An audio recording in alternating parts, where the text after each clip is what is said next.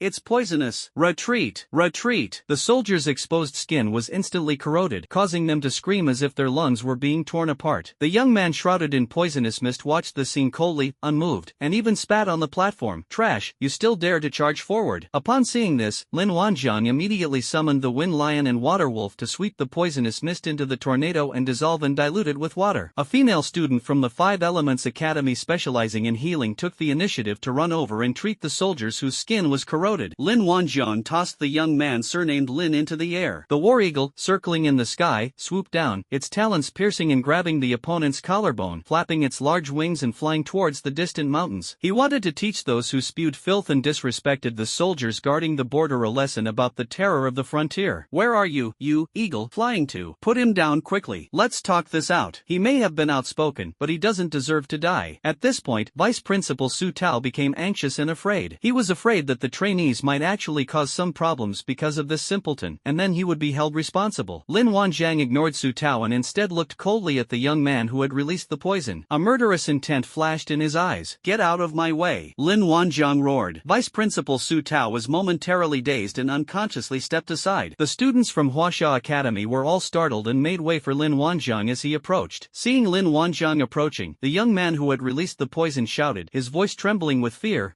What do you want? Don't come any closer." He witnessed Lin Xiao being snatched away by the giant eagle. He's starting to regret what he just did. "Don't come any closer. I am the third young master of the Shin family. If you dare to touch me, the Shin family will not let you off," the poisoned youth shouted. At this moment, he began to panic. The person in front of him gave him a terrifying feeling. With just one look, he knew he was no match for the man in front of him. He had only ever seen this kind of aura on his grandfathers and a few other family members. How is that possible? The direct descendants of the Shin family? That's really impressive. Lin Wanjiang said coldly, his steps unwavering. "Does this spoiled brat not know who Lin Wanjiang is? In your next life, don't be too arrogant, or your family will soon be down there to keep you company." Lin Wanjiang grabbed the other man by the throat and threw him into the nearby waterspout. The Wind Lion intensified the tornado's power, and young Master Shin was swept high into the sky by the waterspout. Gurgle, coo coo coo. Young Master Shin tried to beg for mercy, but water kept flowing into his mouth and nose and was inhaled into his lungs. As the feeling of suffocation came over him, young Master Shin felt a throbbing pain in his chest and a dizzying sensation in his head before finally losing consciousness. "Put him down, please put him down, please put him down." Vice Principal Su Tao was almost crying. That's insane. He really wanted to kill someone. At this point, Su Tao no longer cared about saving face and directly admitted defeat. Many students at Huaxia Academy felt a surge of fear upon seeing Lin Wanjiang's decisive and ruthless demeanor. It's true that they're arrogant and domineering on a daily basis, but they only pick on the weak. If you really encounter a tough opponent, there's no reason not to risk your life. Didn't you see what happened to young Master Lin and young Master Shin? At this moment, these students were more obedient than anyone else, and their initial arrogant attitude of wanting to start a group fight vanished instantly. Lin Wanjiang surveyed the crowd, his gaze sharp. This kid openly poisoned soldiers in the military camp. According to military law, he should be executed. No matter which family's young master or princess you are, you'd better behave yourselves once you're in the Northern Territory. Put away that superior attitude. Finally, the third young master of the Shin family died in a waterspout. He died at the age of 18. Cause of death: drowned due to his arrogance. When the soldiers saw that Lin Wanjiang stood up for them and even killed a core member of a powerful family, they were all losing their temper. The forest police not only protected their dignity, but also their personal safety. Where can you find such a good leader? When they were being scolded, their direct deputy regimental commander acted as if it were none of his business. When they were attacked by the poisonous fog, the other party was nowhere to be seen. Even now, no one has shown up. The soldiers are ordinary young men, not lowly tools. They also have feelings. Many of them have only recently set foot on the border and are in a period of confusion about their lives. They also need an older brother to protect them, and they need someone to lend them a hand in crucial moments. If one encounters a benefactor in life, the trajectory of their life may be completely changed. At this moment, Lin Wanjiang was the big brother in their eyes. It's true that you don't know the harm without comparison. It's a pity they weren't soldiers under Lin Tuan's command. Those people in the 7th Regiment were lucky. Didn't you see that everyone in the 7th Regiment has been upgraded from ragtag guns to artillery? However, Lin Tuan's act of standing up for them has brought trouble upon himself. The Huaxia Academy will certainly not let the death of its student go unpunished. That student's family seems to be quite well off. Lin Tuan is in big trouble now. Many people are already thinking about how to support Lin Tuan later. Of course, some observant people have discovered that Lin Wanjiang is much more capable than they imagined. The ability to throw a person with just one hand is a strength that most people don't possess. And where did this war lion suddenly appear from? It's no secret that Lin Wanjiang can summon battle beasts, but not many people know about it. Lin Wanjiang is now shrouded in mystery in the eyes of many. The people at the 5 Elements Academy only knew Lin Wanjiang as the god of wealth, but now it seems they knew quite little about him. This isn't just the god of wealth, this is the martial god of wealth. Lin Wanjiang was far more capable than they had imagined. If they had appointed Lin Wanjiang as their commander-in-chief before, it was because he was Lin Kaishan, the god of wealth. Now everyone realized that Lin Wanjiang was indeed capable of serving as the chief coordinator of their social practice. Many girls looked at Lin Wanjiang, their eyes shining even brighter. Lu Mu, Wen Weiliang, and other wolf cavalry members were already used to it. Their leader could easily subdue even ferocious war beasts. What's the big deal about throwing a few spoiled brats around? Their leader is really powerful. Okay, as for summoning war beasts, isn't that normal? Otherwise, where would their wolf warriors come from? They didn't want to explore the secrets surrounding Lin Wanjiang, and instinctively didn't want to. This has become an unwritten taboo in the wolf rider ranks. It is forbidden to talk about the leader behind his back. All they need to know is that Lin Wanjiang is their boss and very powerful. Only one person from the 5 Elements Academy stood there dumbfounded, and that was Shining. He's starting to question the meaning of life. How could Lin Wanjiang be so capable? How is that possible? Heilung and the others were very fortunate. Thankfully they had already distanced themselves from Shining beforehand. Look at the Shin family's 3rd young master, who was killed just like that. Shining isn't a direct descendant. How good can his future look? Seeing that things had escalated to this point, Vice Principal Su Tao hurriedly made a phone call. Hello, is this the security team? This is Su Tao from Huaxia Academy. There has been a murder in the Chen Family Defense Zone in the Northern Territory. An officer has killed a student from Huaxia Academy. The Northern Territory? The Chen Family Defense Zone? A pleasant female voice came from the other end of the phone. No, the border isn't under our jurisdiction. We suggest you contact the military commander there. Do you have anything else to do? If not, that's all for now. After saying that, the other party hung up the phone. After hanging up the phone, the girl was still cursing. You're crazy. How dare we interfere with the border guards? Vice Principal Su Tao was so angry he wanted to jump up and down. Is there really no one to reason with? Someone died, and your security team is doing nothing about it. He then sent a message to the principal to report the matter, saying that it had blown up and could no longer be kept secret. As for the Shin family, Su Tao was in a real bind. What was he supposed to say to them? You're saying your grandson got killed for showing off? He's probably done serving as vice principal for the rest of his term. Today is undoubtedly the darkest moment in Su Tao's life. He really wanted to slap himself a few times. Why did he have to put on such a show for no reason? Now things have gone wrong, and it's a major, uncontrollable incident. Commander Chen, who was in the distance, saw all of this. He came to agree with Lin Wanjiang even more. Have principles in life and follow rules in doing things. There is a clear distinction between inside and outside, and decisiveness in killing. Initially, Commander Chen wanted to stop Lin Wanjiang from taking action. This would bring unnecessary trouble equal to the Chen family. But in the end, he didn't step forward. These large families are really becoming more and more outrageous. The younger generation has all behaved like this. Who spoiled them? It's all because the top leaders are corrupt that these unhealthy trends and evil practices have emerged. It's only been a few years since the cataclysm, and the entire alliance is already in chaos, just like the old feudal system. Mutant beasts still lurk all around. Countless people are bleeding on the border, and countless others are starving and freezing. These families started engaging in class discrimination. He guarded the border his entire life and knew firsthand how difficult it was for his soldiers. Someone needs to step up and set the tone for a more positive alliance. If he were 20 years younger, perhaps he too would want to live a life of swift retribution like Lin Wanjiang is today. Moreover, it was the young man who released the poison who injured the soldier first. Although Lin Wanjiang bears some responsibility, it is not significant. He is still in power, and he can still protect Lin Wanjiang if he wants to. Let the young people have some fun at the beach. What just happened? He had no idea. Commander Chen turned and left. Su Tao didn't even bother to see the other party. The matter was beyond Su Tao's ability to resolve. He's waiting for someone to call him. Lin Wanjiang looked at the students of the Five Elements Academy and said calmly, "Have you finished standing at attention? Go back and stand properly." The trainees were speechless. At a time like this, they were still being asked to stand at attention. "Okay, you're the boss, you make the decisions." Everyone dispersed and obediently went to stand at attention. Lin Wanjiang then looked around at the ordinary soldiers who had gathered around him. "Don't you have to take turns on duty later? Disperse and go get some rest." The soldiers looked at each other, but none of them left. They clearly want to see this matter resolved before they can feel at ease. "This is an order, everyone, go back and rest," Lin Wanjiang commanded in a deep voice. The soldiers spontaneously stood at attention and shouted, then slowly dispersed. This is discipline. Soldiers take obeying orders as their primary duty. Finally, Lin Wanjiang arrived at Huaxia Academy and calmly looked at the students from Huaxia Academy. "You should all leave now. Don't linger here." Lin Wanjiang began clearing the area and urging people to leave. For some reason, many teachers wanted to say something harsh. How could they let it go so easily after someone had died? But when everyone saw the calm look in the man's eyes, they all held their tongues. Vice Principal Su Tao, forcing a smile, shouted, "One of my students from Huaxia Academy is dead, and another is missing. How are we supposed to leave?" Lin Wanjiang said calmly, "They died because they attacked the soldiers first. They deserved it. If you're not satisfied, you can go to the division headquarters and report me." "Then, what about the one that was carried away by the eagle?"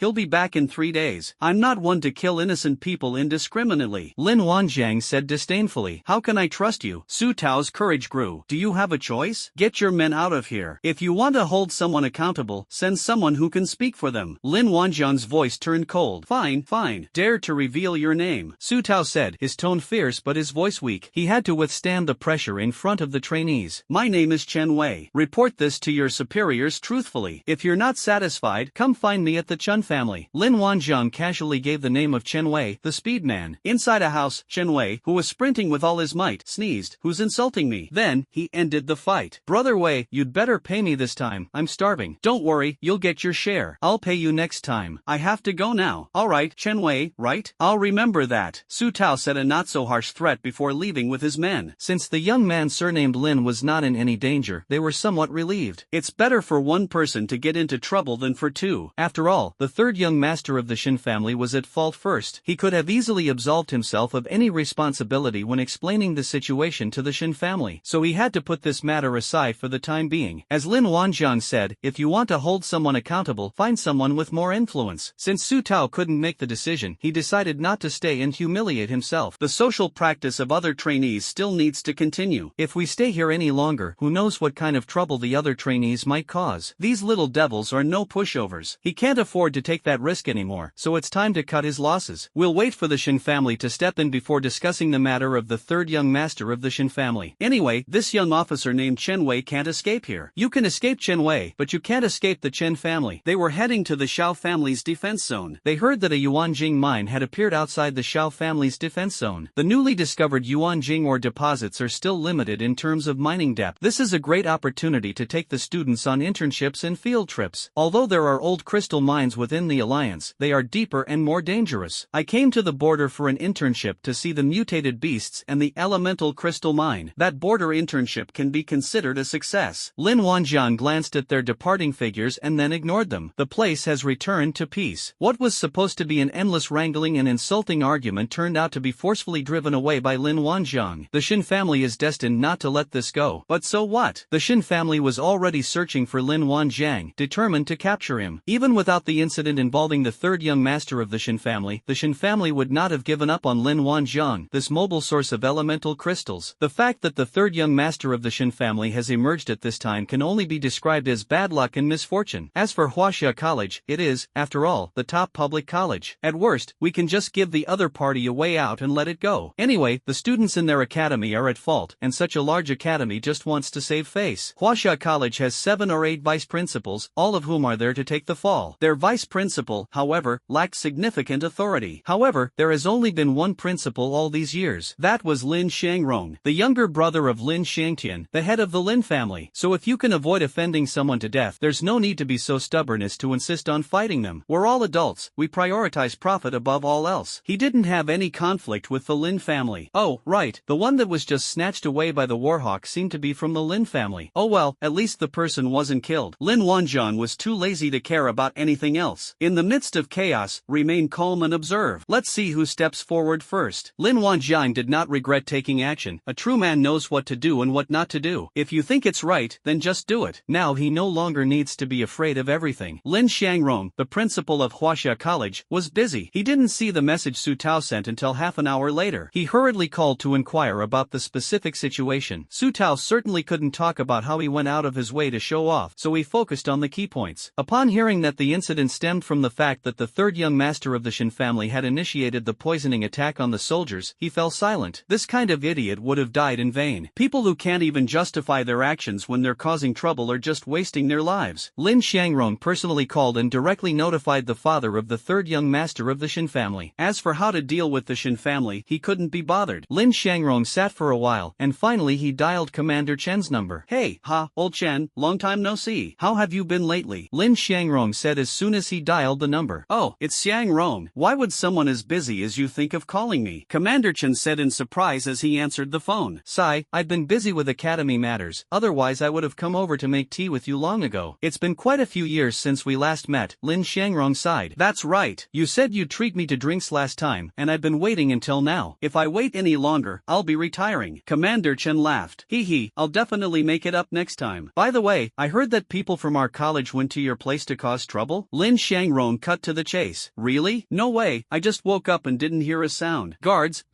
Commander Chen began to play dumb. Lin Xiangrong cursed the old fox in his heart, but he didn't say anything and waited quietly for the other party to perform. Then the phone went dead. The call was hung up. Lin Xiangrong's face darkened. They say that people become wiser with age, and it's certainly true. Of the 4 division commanders of the Chen family, this old guy is the most difficult to manage, and Lin Xiangrong is also having a headache. To say that he had a good relationship with Division Commander Chen doesn't seem to be true. Otherwise, we wouldn't have gone several years without contacting each other. But if you're not saying they have a bad relationship, at least they know each other and are polite to each other on the surface. Old Chen commands a military corps to guard the border. He's a powerful figure. Since everyone is an old acquaintance, he can't be too direct or forceful in his speech. Lin Xiangrong rubbed his temples and waited quietly. Half an hour later, Commander Chen finally called, and Lin Xiangrong answered hurriedly. Oh dear, Xiangrong, you failed in your duty as principal. Your students are going to rebel. Commander Chen said preemptively. It really went up into the sky. It was blown up by a tornado. Lin Xiangrong's head throbbed even more. Dealing with this kind of old fox is exhausting. Old Chen, that junior from the Shin family was wrong, but at least no one was injured. We can't just kill him so hastily. Bullshit. You have no idea what a miserable state my soldiers are in. Dozens of them have ulcers and are seriously injured. If they get infected, their lives are in danger at any time. Commander Chen immediately launched into a performance. In fact, Lin Wanjiang acted in time, and the soldiers were treated in a timely manner, and their injuries were almost healed. But who would know that? In short, Commander Chen was acting like he was protecting his own people. Anyway, my men were badly injured, and it was Huaxia Academy's fault for this. Old Chen, calm down. Nobody wants to see something like this happen. Huaxia Academy will definitely provide adequate compensation for the soldiers. But your officer Chen Wei's actions were a bit too forceful and didn't follow proper procedures. Could you give him a minor disciplinary action so I can give an explanation to the outside world? They're all old foxes, Lin Xiangrong said, stating his demands directly. Moreover, this request is not excessive. It's just about showing respect and giving someone a way out. This proves that their Huaxia Academy also contributed to this matter. Most of it was just a vanity project done to impress the Shin family. As for what the Shin family wants to do, Lin Xiangrong doesn't care. When Commander Chen heard the name Chen Wei, he was completely dumbfounded. Isn't that Lin Wanjiang? What's it to you? What does it it have to do with Chen Wei? Chen Wei was a junior member of his Chen family, and he roughly knew what kind of person he was. He was utterly incompetent. Where would they get the resources to pull off something this big? However, since Chen Wei is to be punished, then Chen Wei should take the blame. He has no objection to this. Xiang Rong, you're the one who asked me for help. If it were anyone else, I would have flipped the table long ago. You should know that if my men had been a step slower, dozens of lives would have been lost, and your Huaxia Academy would have been implicated. That brat from the Shin family acted too recklessly. In the military, that's a capital offense, so he's dead. And that's it, let's just let this matter rest. It's really not Chen Wei's fault that he couldn't stop himself in the heat of the moment. Considering our years of friendship, I can give you a way out. I will formally inform Huaxia College of the disciplinary action against Chen Wei in the name of Chen Hongbing Corps. Commander Chen acted as if he had done someone a tremendous favor. Lin Xiangrong suddenly had a toothache. But since it's already happened, it's not worth making a big fuss over a dead person, so let's just leave it at that. The two eventually ended the call. Commander Chen chuckled as he looked at the phone. Haha, alright, Chen Wei is to be punished. Guard, go and call the chief of staff. Half an hour later, Chen Hongbing Corps issued a notice to the entire army regarding disciplinary actions. The gist of the matter is that Chen Wei disregarded military regulations and discipline, had an improper work style, and negatively impacted the positive image of Chen Hongjuan's army. Therefore, Chen Wei was given a demerit and a public reprimand was issued throughout the army. Lin Xiangrong sighed as he looked at the outcome of the investigation. Misconduct? That's it? But that's fine then. They are in the wrong in this matter. At least old Chen has made his stance clear, which saves face for Huaxia Academy. That's settled then. The Shin family isn't satisfied. Let them go and argue with Chen the Fox. Chen Wei, a new recruit, was completely bewildered. He received a demerit? It's just that they got something for free without paying. Is it really that big of a deal? Who was the damned person who reported him? Company commander, why were you disciplined? A new recruit asked. Chen Wei, his face dark, spoke slowly. Tell me, did you report it? Company commander, what are you saying? I don't understand, the new recruit said, feeling wronged. Okay, stop pretending. Not many people know about my visit to a brothel. Chen Wei clenched his fist and walked towards the soldier. Company commander, you're not going to get punished for this, are you? I didn't say anything. I really didn't say anything.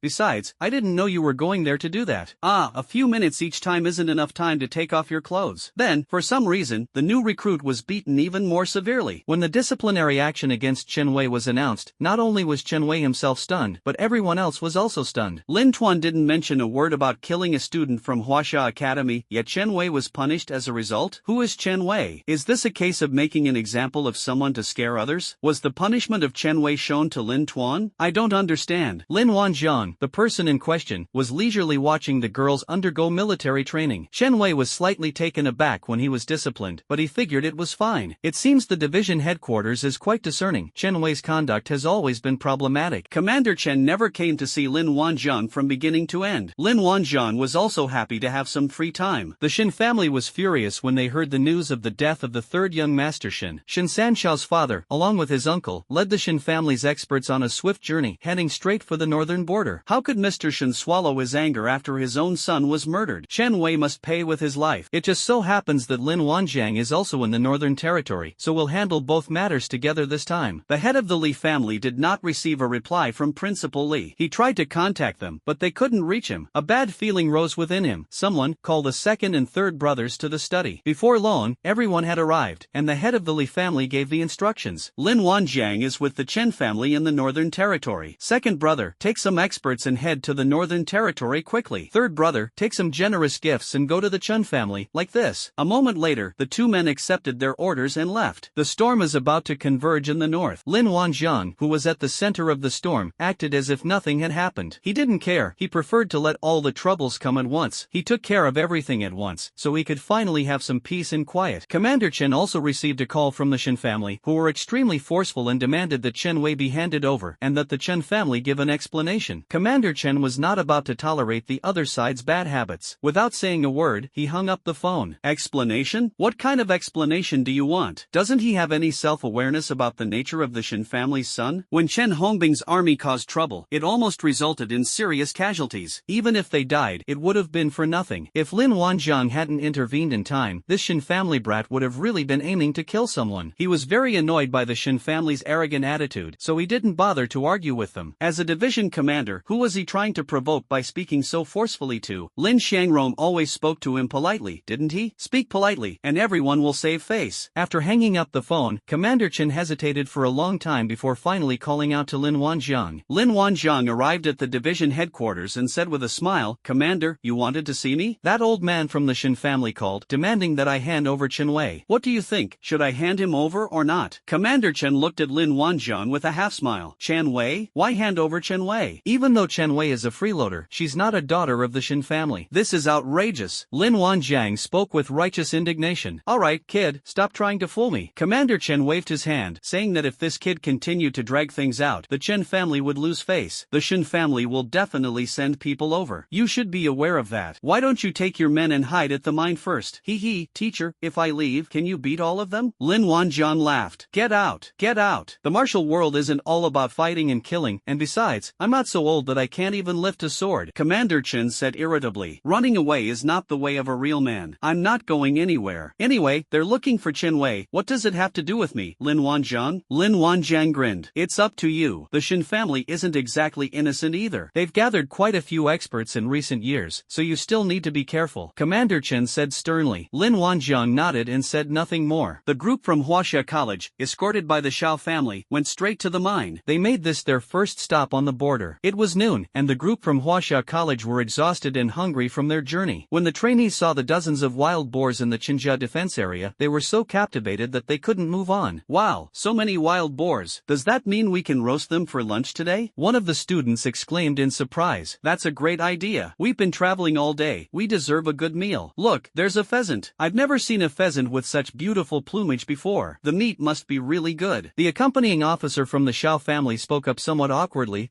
These are the Chen family's war beasts. Lunch has been prepared for everyone. If you are hungry, you may go and eat now. TCH, that food is for pigs, isn't it? I won't eat it. I want to eat that pheasant. Go and get it for me. The Chinese student coldly looked at the officer next to him. If it were anyone else, the Shao family officer could simply ignore them. But this is the second young master of the Shao family, the eldest grandson of the family head. He really couldn't ignore his own young master. My little darling, that's someone else's war beast, and you. Isn't this making things difficult for people? If he actually went and caught that pheasant, Chen Outyan would definitely chase after him with a knife and slash him. At this moment, Chen Outyan and the other wolf riders were on the other side of the ridge, completely unaware of what was happening here. Thank goodness he wasn't there. If he had heard that comment, he probably would have jumped up and overturned the table. The pheasant, standing proudly, heard people talking about it not far behind it. It initially thought they were praising its bravery and extraordinary qualities. Who would have thought that this little brat wanted to eat it? Holy crap, this pheasant brother has lived a life of arrogance. When has he ever been treated like this? If you can't tolerate it, then there's no need to tolerate it. The next instant, the fiery red pheasant vanished from its spot, and a fiery red figure flashed by. The spoiled second young master of the Shao family who had been speaking was sent flying. The officer, who was about to say a few more words to the second young master, missed his chance.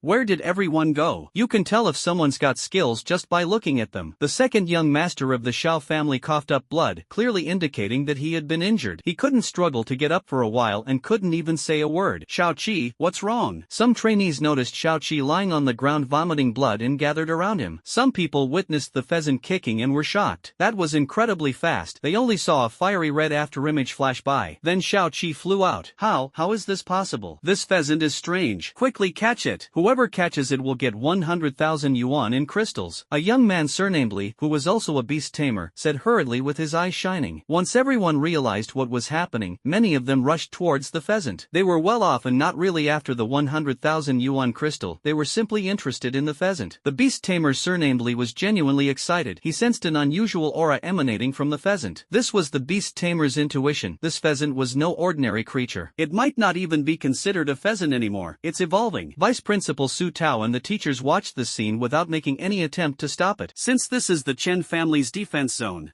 that's a good opportunity to vent my anger. In fact, many students share this thought. We just suffered a loss with Chen Wei, so why can't we just capture a few of your Chen family's war beasts and eat them? Chen Wei doesn't look like someone to mess with. They can't afford to offend him. The soldiers mustn't move either. Okay, then we'll capture your war beasts. You're not going to turn around and kill us, are you? At worst, I'll just compensate you with some yuan crystals. They had even figured out how they would eat these war beasts later. However, a sudden change occurred, and figures were seen flying out one after another. In no time, only the fiery red pheasant remained standing proudly in the arena. He acted as if everyone present was trash. Hundreds of students at Huaxia Academy now know why pheasants are so popular. Those trainees who hadn't stepped forward were stunned. Are they still asleep, or has the world changed? changed. Why would a pheasant be so powerful? This is simply unheard of. The officer from the Xiao family hurriedly sent someone to fetch Chen Outyan. If this continues, things will get out of control. He didn't know why the pheasant was so fierce. He had never seen this pheasant fight before. Vice Principal Su Tao's face was ashen. Was the Chen family someone he was incompatible with? It seems that anything related to the Chen family never brings good fortune. Even a single pheasant caused injuries to hundreds of their men. He was determined to teach Shanji a lesson himself. After all, he had just broken through to the 3rd level. But never mind. The cold reality told him that he couldn't win. Just like when I met that Chen Wei before, I felt like I couldn't beat him. Pheasant coldly observed the crowd but did not make another move. Its elder brother had said, "Don't take lives indiscriminately unless you encounter an enemy." The fact that these people are here doesn't suggest any particular malice, so the pheasant just taught them a lesson. But it beat up the one who said it wanted to eat it, knocking out several of its teeth. Anyway, don't expect to have an easy time for the next 10 days to 2 weeks. You're still thinking about eating it? You'll be so hungry you won't even be able to drink water properly. Chen Outyan arrived riding a giant eagle, exuding unparalleled elegance. Now he is almost always with the sculptor by his side. The riders of the 7th Regiment were all improving their riding skills, and he naturally couldn't fall behind. He made a dashing entrance, looking at everyone in the arena, and then at the pheasant. "What happened to the chicken brothers? Did they bully you? Are you alright?" Chen Outyan's words almost made everyone vomit blood. "Dude, can't you see the situation on the field or what? There are over 100 of us lying here. Are you concerned about whether a pheasant was injured? How protective are you of your own?" The Xiao family officer secretly wiped away a cold sweat. Luckily, he hadn't done anything to Shanji, otherwise Chen Outyan would have drawn his sword. The pheasant crowed once, indicating that it was just a bunch of small kalami, and then flew up to the top of the wall to continue guarding and devouring the elemental crystals. Chen Outyan turned to the group from Huaxia Academy and said calmly, "Who are you? Why are you bullying our General Shanji? What the heck is this General Pheasant? Did a ghost bully it? Who bullied whom? One claw of a pheasant and a kid is done." Su Tao, feeling a sharp pain in his teeth, snorted coldly, "Humph, didn't you see? Our students were beaten up by you, your pheasant. What do you mean by showing favoritism the moment you arrive?" Chen Outyan looked at him and said, "Oh, you're from Huaxia Academy, right? I've heard of you before. What, are you deliberately trying to bully the Chen family because you think they're easy to bully and want to give them a good squeeze?" Chen Outyan naturally knew about what had happened in the Chen family's military defense zone. "I have absolutely no good feelings towards these people right now. All I can say is that the pheasant got a satisfying beating. Your Chen family is so arrogant even with a pheasant. I think it's your Chen family that's gone too far." A teacher who had just been beaten up shouted angrily. Who did he offend? All he wanted was to pluck a bright red pheasant feather as a souvenir. "If you won't give it to me, then don't. Why are you hitting me? Then tell me, why is our General Pheasant attacking you? It has always been loyal to its duty, guarding this place without ever making a mistake. Why is it attacking you when no one else is?" Chen Outyan stared intently at the teacher, whose hand had a clear claw mark on it. "It's dented in. I bet the bone is broken." The teacher ultimately failed to come up with anything coherent. The Xiao family officer quickly tried to smooth things over, laughing, Commander Chen, it's a misunderstanding.